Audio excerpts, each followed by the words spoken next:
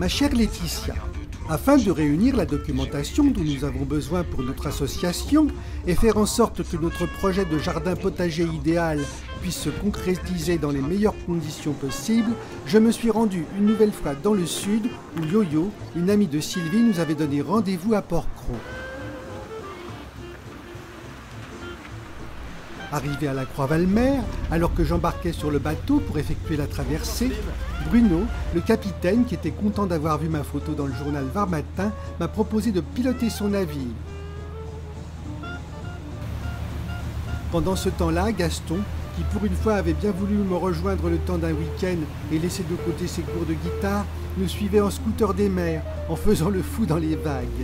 Gaston, Gaston, Gaston, Gaston! Oh, quel couillon! Au revoir, à tout à l'heure! Bonjour, comment vas-tu?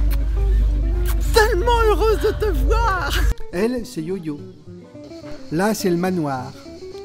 Réputée pour la richesse de sa flore, l'île de Port-Cros, longue de 4,5 km, abrite non seulement de nombreuses plantes rares et protégées, mais également une banque de graines dans laquelle se trouvent conservées plus de 1785 espèces.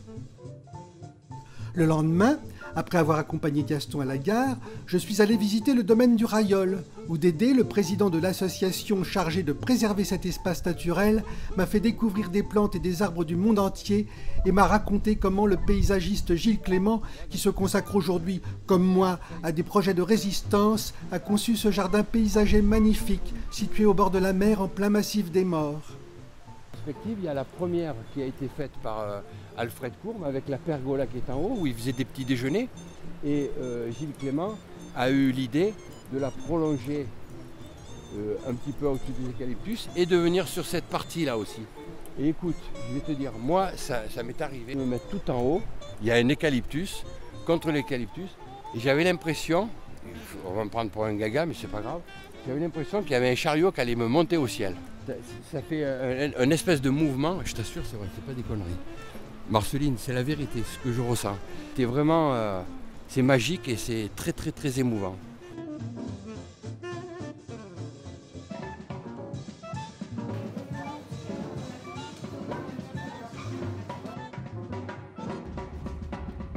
En espérant te voir en bonne forme la semaine prochaine à notre assemblée générale parisienne, je t'envoie, ma chère Laetitia, mes plus douces pensées légumières. Ton amie Marceline.